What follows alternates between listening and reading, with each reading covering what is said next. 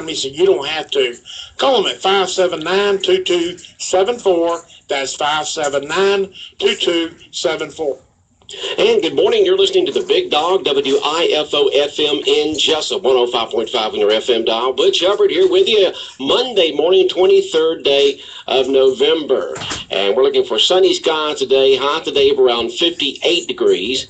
Tonight, cold, low tonight of around 33, so right around freezing tonight. And then tomorrow, sunny with a high near 64. The Altamaha River level is, let's see here if I can find it, at 10.7 feet and pretty much steady. Currently here in southeast Georgia, we have 37 degrees. 37 degrees here in southeast Georgia, and that's in town. Out in the county, it's a little bit cooler. Low tonight, Bob, 33 degrees. Don't feel good in the morning, isn't it? It's that time of year. That time of year. Usually we have a day or two of freezing in November. If we don't get it tonight, I don't know if we will this month, but Attorney Andy Beaver has opened up his own law practice. Okay, so we'll see what happens. We'll see what happens tonight. It's now time for the world-famous Butch and Bob Show, brought to you by Mike Birch Ford and Blackshear, by B&C Collision Center in Scriven, Jessup Premium Storage all the way across Highway, and by Parker Insurance and Realty, located on Macon Street in downtown Jessup. Okay, boy, what a weekend in sports, Bob. I know all the dog nation out there is going to be, well, we all were nervous, very nervous going into the game, and we had a very, very good right to be, as Georgia Southern, really should have won the game, but, we ended up having more points, but it was a heck of a game. I said it's just a sigh of relief. I said it was just you could see how the day was unfolding. South Carolina loses to Citadel at home.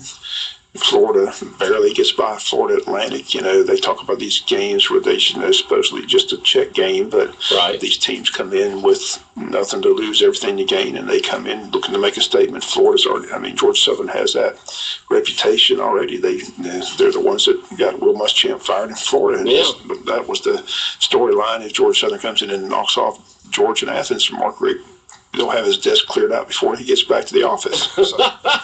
He walks in, the athletic director sitting out there. Yeah. Sorry, Mark, you're out of here. Of course, he's probably thinking, go ahead and fire me. You still got to pay me millions anyway. So, it's just,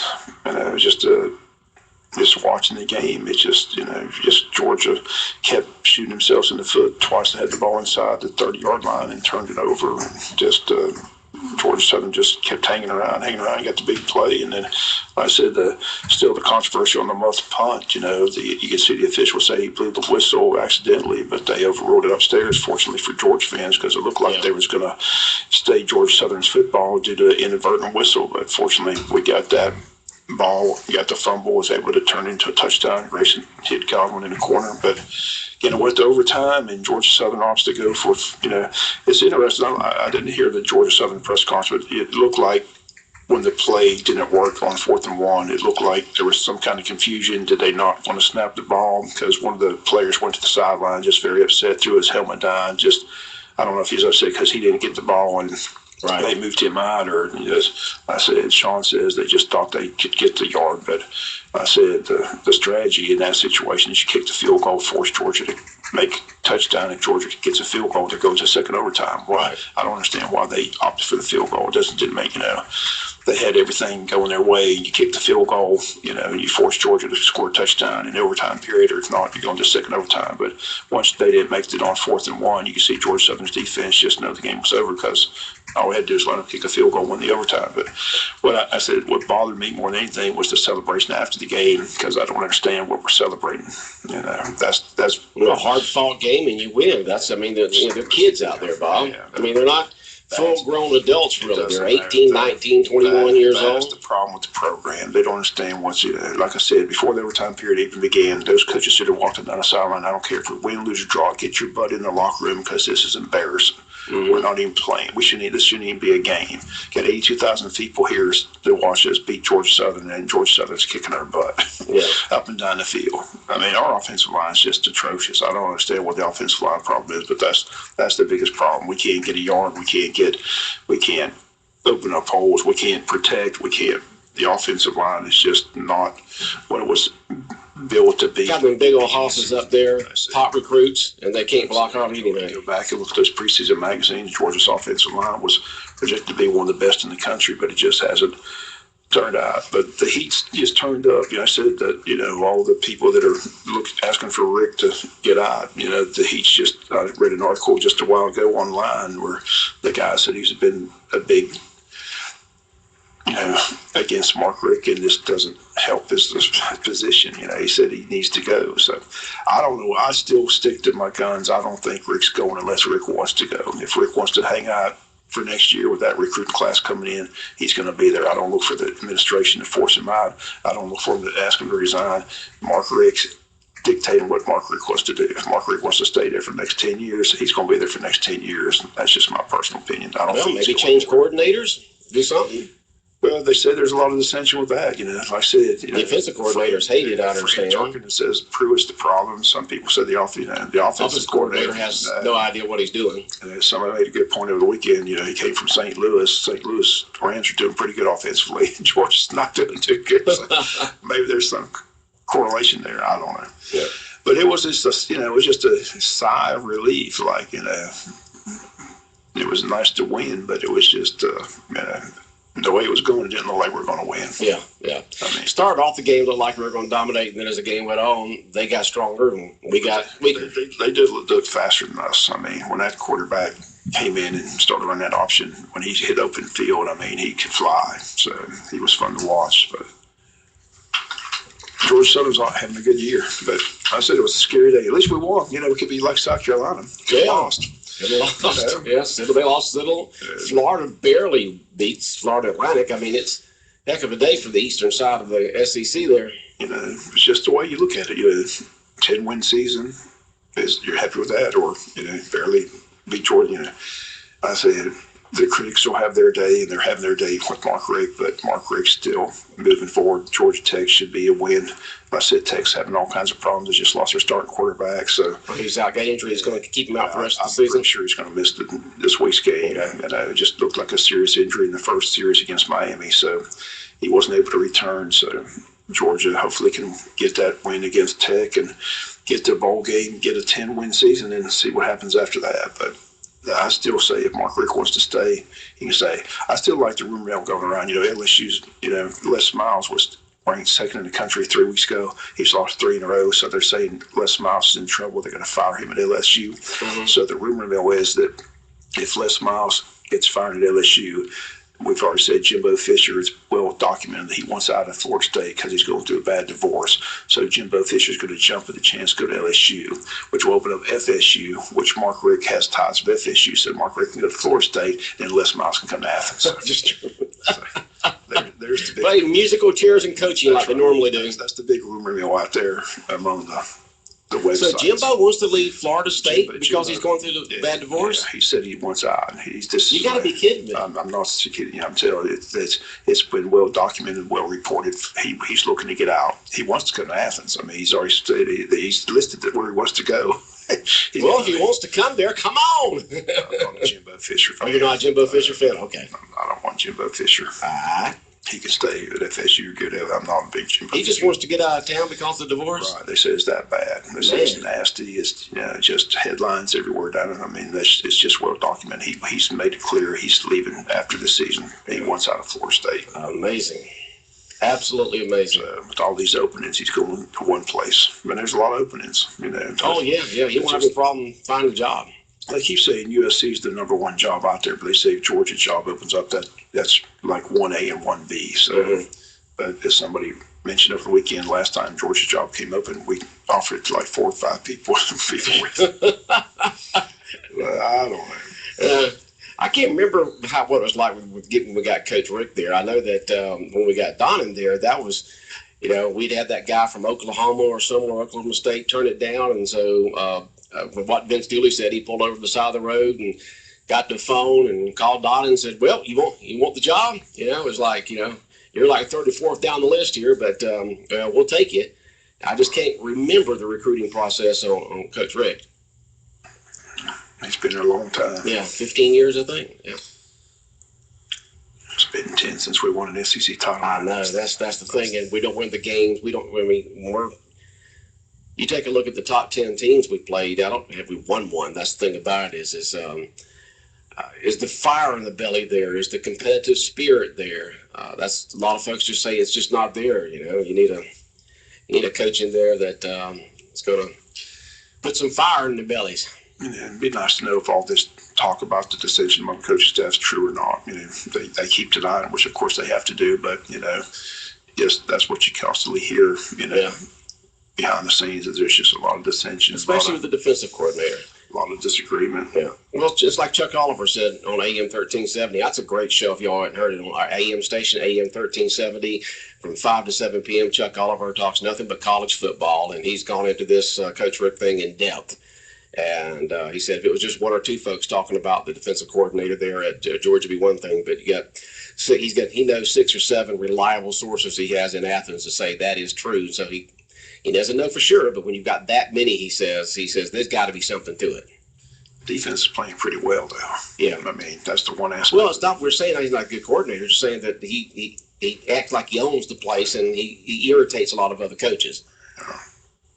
As long as the defense playing lights out, I could You don't care, huh? That's the one aspect of the game.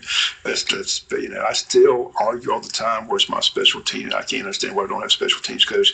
Morgan's 50-50. Every time he goes out there, kick a field goal, I just get on my knees and pray it's going to the uprights because he just doesn't, I don't know what's happened to him.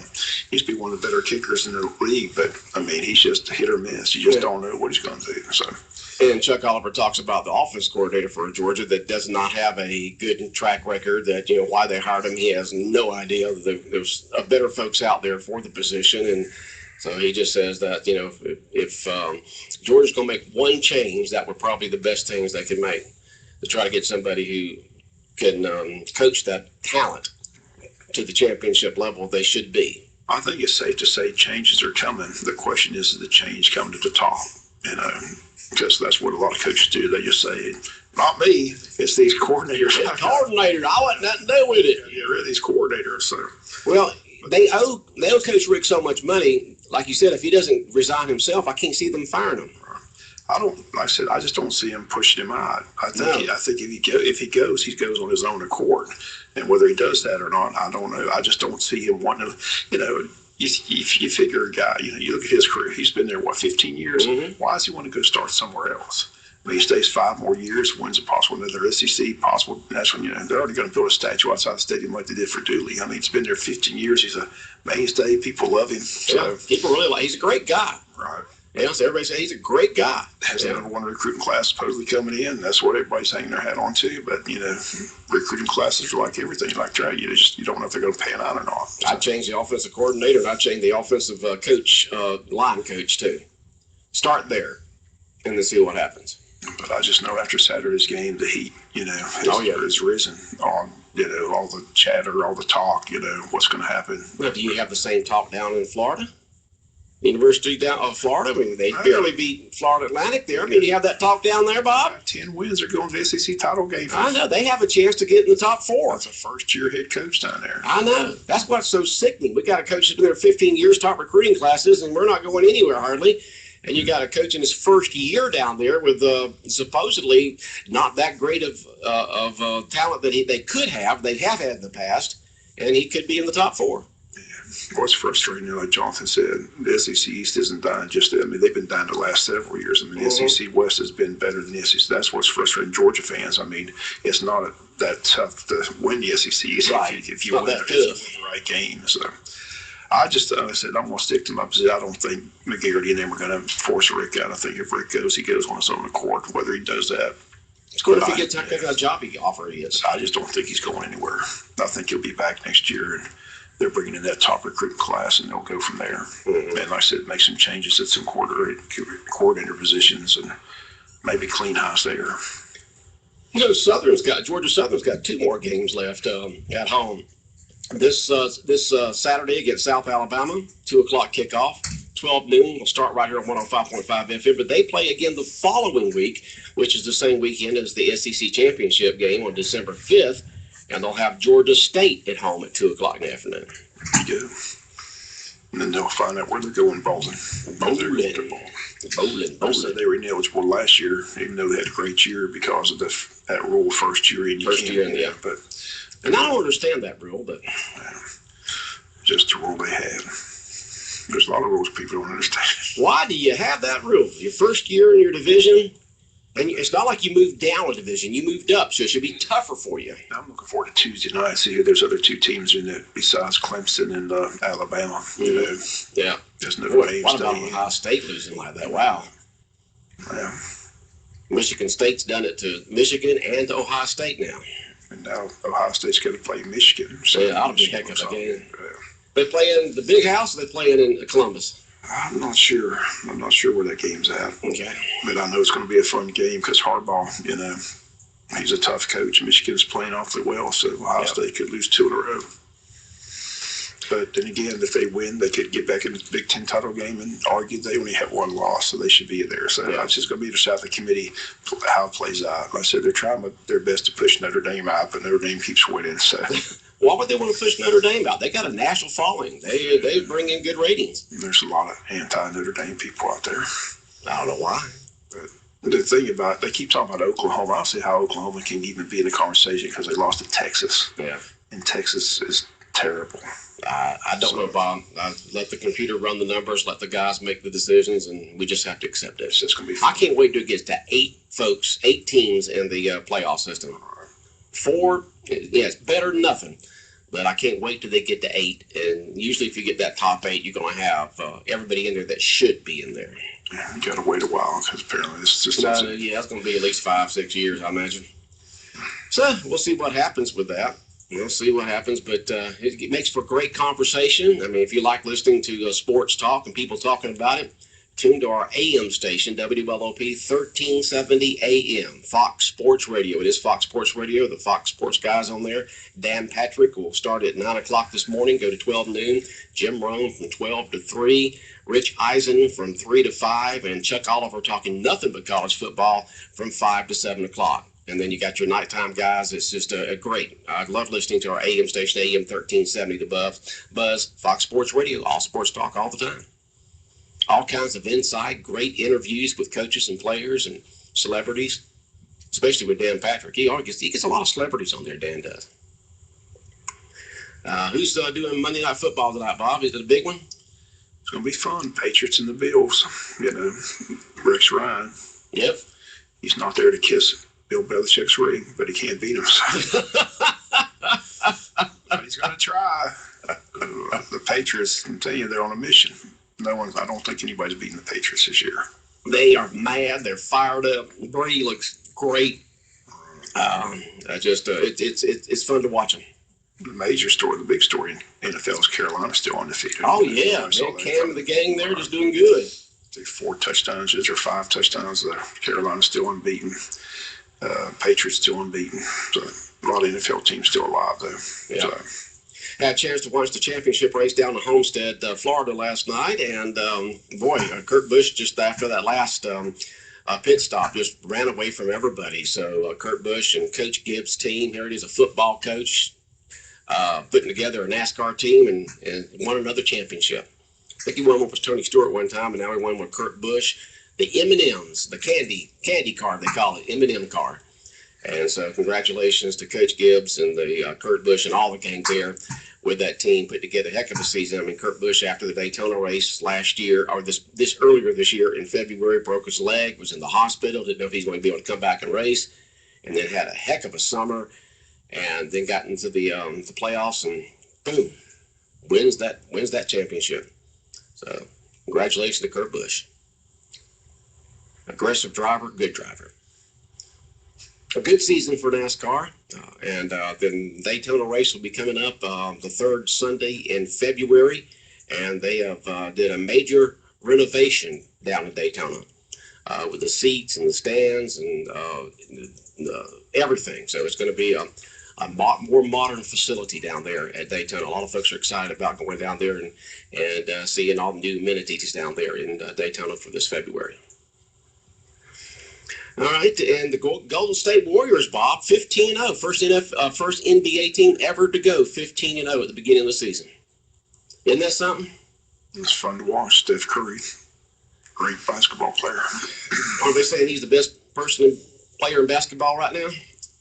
No doubt. He's the best pure shooter in the game ever. So if you haven't watched him play, he's fun Watch to watch. Golden State play, yeah. That's fun basketball to watch right there. And light it up. Yeah, 15-0. Oh, I said Kurt Busch. I'm sorry, y'all. It's Kyle Busch who won. Thank you so much for putting that in. I was thinking about it. It's Kyle Busch who won, the younger brother. Thank you so much for putting that. Kyle Busch won. Hold on. I mean, I watched the entire race practically. I should know it was Kyle. But I remember right there at the end of the race, Kyle Busch was out there talking with his brother Kurt and his dad and all that, and just a lot of emotion on Kyle Busch's face. Kurt Busch is a good racer too, but Kyle, the younger brother, he's the one that won the national championship. Won the big trophy. If you have any questions or comments for Bob, you can always text them in. I appreciate that person doing right there at 912-427-3711, 912-427-3711. You can text in questions or comments. All right, Bob, is the court over, or you got to go back to court this week? Court's over for this week. Okay. It was last week. Oh, it was last week? Ended last week. So that one case you were talking about on Friday, the person that's supposed to testify against somebody didn't want to testify, was that it? That's it. Took the fifth. Just took the fifth. He did not want to testify against the person that was charged, right? Right. Okay, so it was just thrown out.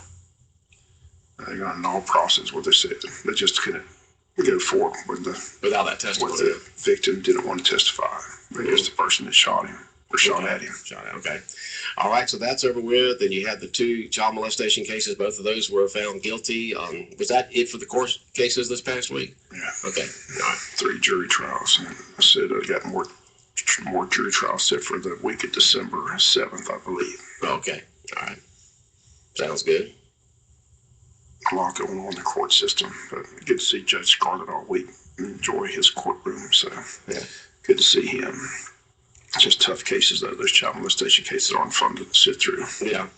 And, Coach Scarlett, made it a hard sentence against the second defendant there, even though he had a lot of character witnesses in there and all kinds of stuff. He must have been passionate about making sure that he thought the justice was served there, I guess. 20 years, 5 to serve. Yeah. Another comment here through the text line. Ask Bob if you give up Eason to give up Rick. I said, everybody's hanging their hat on go ask quarterback. Go ask Auburn how that number one quarterback panned out. You just don't know how they're going to pan out. You don't know. You just don't know. So, and does Eason really not come here if Rick's gone? He says he's going to Michigan if Rick's not there, so I don't know. I just don't. I've seen the kid on a couple games on TV, but like I said, high school and college totally different, so you just don't know how they're going to pan out. Right. So, yeah. You don't know, but we'll see. I mean, there's folks up there in Athens who have a lot more inside information than we have down here. So hopefully the athletic director will make the right decision. Coach Rick will make the right decision for him, his family, and for the University of Georgia.